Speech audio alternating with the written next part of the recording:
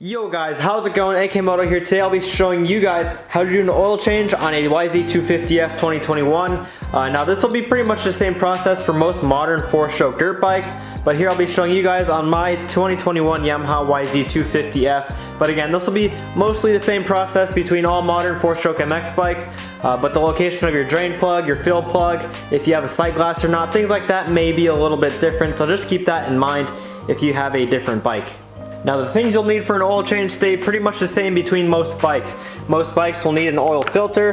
You have engine oil here. Here I have some shop towels which are good for cleanup. Here I have a ratio right with a funnel. You can use pretty much anything as long as it can measure out how much oil you need. Some gloves can be handy so you don't get your hands too oily. Here I have a O-ring for the oil filter cover, and here I have a crush washer for the drain plug. Most bikes will use either a 12 or a 14 millimeter wrench or socket. My bike actually uses a 12 millimeter, so I won't be needing this 14 millimeter. Here I have a 8 millimeter socket, deep socket on a 1/4" ratchet. I'll be using this to remove our oil filter cover.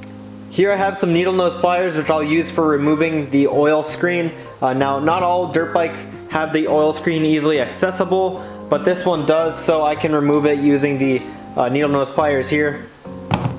I have some contact cleaner which can help for cleaning out the oil screen and pretty much anything else that we need to clean along the way. And then I have my owner's manual, and for this I'll just be using it so I can tell how much oil to put back into the bike. Now I change my oil every other ride, and then the oil filter I'll actually swap that out every other oil change. Now there's a lot of factors depending on how often you should change your oil, but it's a good rule of thumb to stick to what your manual says. But generally I would do every other ride if you ride motocross or you're revving out the bike. If you ride trails and maybe you're just not as hard on the bike, you could probably go every 3 rides. But it's all up to everyone's situation's a little bit different. Here, let's get right into this. I'll try and keep this nice and simple for you guys so it's pretty easy to understand. So the very first thing we want to do is warm up the bike. Now in theory this just helps the oil drain a little easier. Whether it helps or not, I have no idea, but it's something I do. It only takes a minute or so. So basically you just want to start up your bike and let it run for a minute or two. But you want to be careful with these modern 4-strokes, because if you let them sit idling for a long time with no airflow going through the radiators, they can actually overheat and boil over. If you notice coolant dripping out of your coolant overflow, that is not good. So try not to run them for too long while they're just sitting stationary. I'd say a minute or so is about good. Then you just shut it off and let them cool down. So that's what we're gonna do here.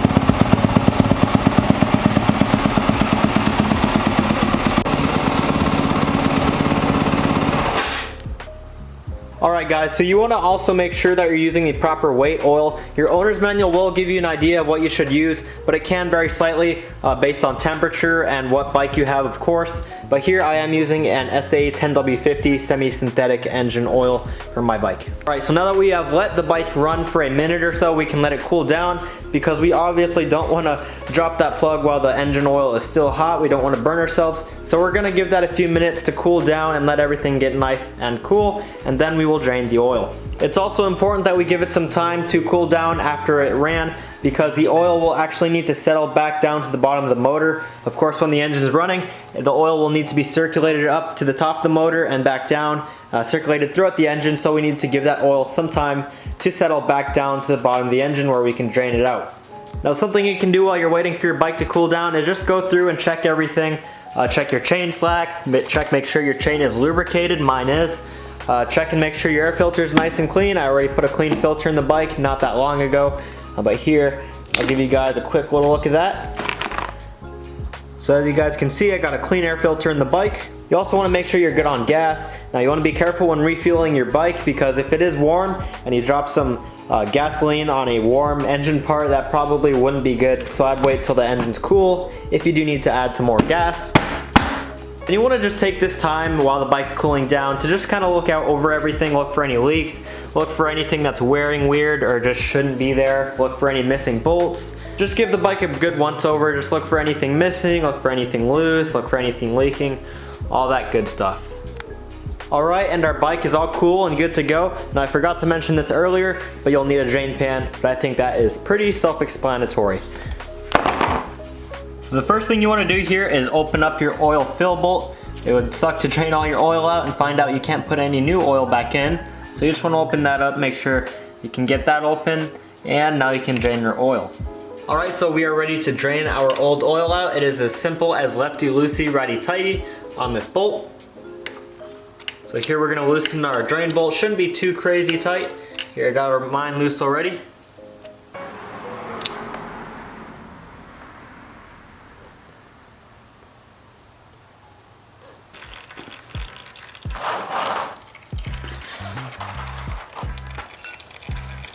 Now while the oil is draining here, it is not a bad idea to rock the bike back and forth a little bit on whatever stand you're using here. I'm using a triangle stand, but it's not a bad idea to rock the bike back and forth a little bit so all the oil in the engine can get drained out. Well, of course, you're never going to get all of the oil out of the engine unless you were to completely go in and tear it all down, but the more you can get out, the better.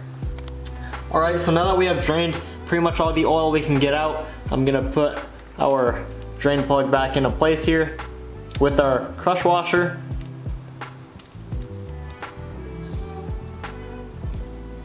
And now I'm just gonna snug it up with my wrench here.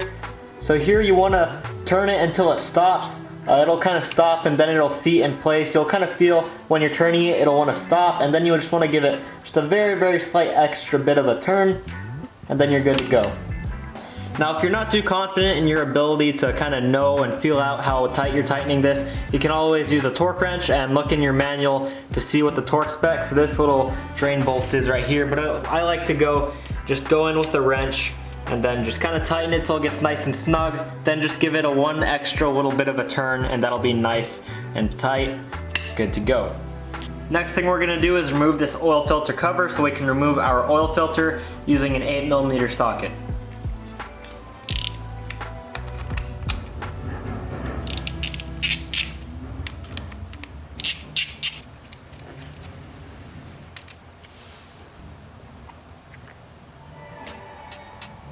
Now we can simply pull out our old oil filter. Here I'm gonna go in here with a towel and wipe away any old oil that may be kind of in this little compartment. And now we're gonna simply install our new oil filter just like that. Now the cap will hold it in place. Without the cap, it'll just kind of fall over. Now on this bike, you actually cannot physically install it backwards. You can see this hole, you can go in, and then this side's kind of blocked off, and then we have this little post right here that the oil filter kind of rests on. So on most bikes, it'll actually be physically impossible to install them backwards, so generally you don't have to worry about it. But you just want to make sure you're paying attention to which way it comes off. But again, generally it'll be pretty much impossible to install them backwards. Now here on our cover, we actually have an O-ring on this bike. Most bikes will use O-rings because they are more reusable than gaskets. But if you're having leakage problems or it's just been a long time, it's not a bad idea to replace this. But because mine's still fairly new and in good condition, I'm just gonna reuse the O-ring. Now we're gonna install our cover on this bike. It's not really directional, doesn't matter. Here we're gonna press it on, make sure that O-ring is in place. Now I'm gonna install the two bolts holding this little cover into place.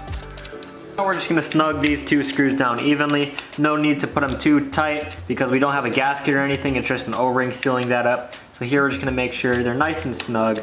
We don't need to go too crazy here. There we go. Alright guys, so we installed our fresh oil filter. Now I'm gonna remove this little bolt holding the oil screener in place on this bike. And this is where the needle nose pliers can help us out a little bit. I'm just gonna remove our little oil screener piece using the needle nose pliers. And here we're gonna have a little bit of residual oil come out. And here you just wanna make sure you clean this out really well with some contact cleaner and make sure there's no metal specks or anything inside this screen. If so, make sure you remove them. Now that we have verified our oil screen is nice and clean and clear of any metal, we're gonna reinstall it in the same orientation we took it out. You wanna make sure these are oriented correctly in your motor. Otherwise, you may not have proper oil flow. Now we can install our oil screen back. Now that we have verified there's no large chunks of metal or anything stuck in it, you want to make sure you install it in the correct orientation for your machine. Now we can reinstall this small bolt that retains it in place and prevents it from falling out. And here we're just going to get this nice and snug, pretty much the same tightness as the oil filter cover. You really don't need a whole lot of torque on this bolt. That should be good. Now that we have drained out all of our old oil, we've replaced our oil filter, and we've cleaned out our oil screener, we can now fill in some fresh juice. Now my 2021 Yamaha YZ250F with an oil filter change takes 25.3 fluid ounces of engine oil.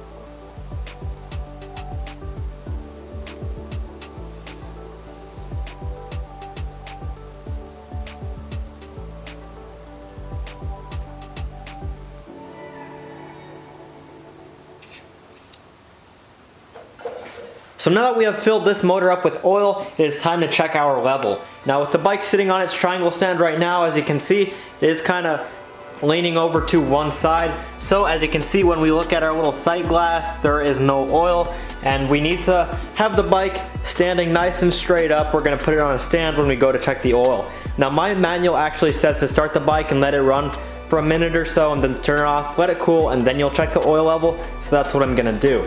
So before we start up the bike here, we're going to check the oil pressure check bolt.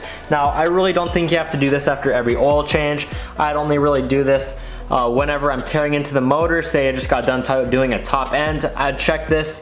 But here, just for demonstration purposes, I'm going to show you guys how to make sure on a 21 YZ250F you have oil pressure. Now here on the side of the cylinder, on the front side, on the intake side, we can see, or actually this is the head, sorry, not the cylinder, whatever you want to call it. We have this little bolt with a copper washer. And if I can get this to focus in, you can see it's this little bolt right here, little 8mm bolt. And what you do is you loosen this up and then you turn the bike on, and it should have a little bit of oil drip out of there, and that'll tell you if you have oil pressure or not. Of course, if you don't have oil pressure, oil going up through your head, that is not good at all.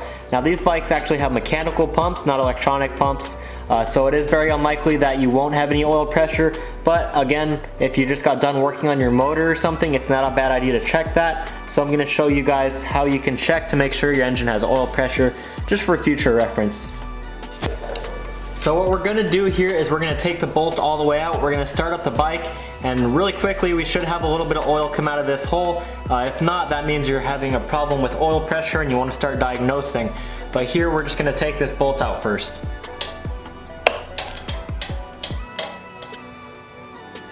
Now here we're going to turn the bike on, and again we should see a little bit of oil come out. Now I don't like to actually let the oil drip down onto the motor. I think that makes a mess. That's really unnecessary. So what I'll do is I'll just press a paper towel or a shop towel here up against the little bolt. I'll turn the engine off after a second or two, and I'll pull the paper towel away and make sure we have a little bit of oil on there. That'll indicate that we do have oil pressure going up to the cylinder head.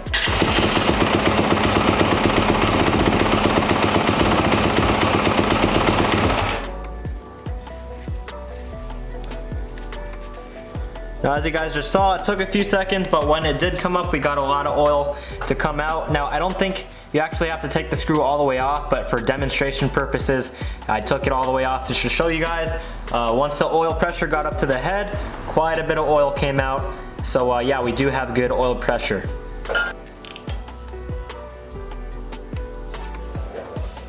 Alright, so we're all filled up with oil. Now right now, the oil level sight glass here, down here if I can get a good view. It looks good right now. Of course I still need to run the engine though, so here we're just gonna run it for about a minute, then we're gonna give it some time to cool down, and then we'll go back and check that little sight glass.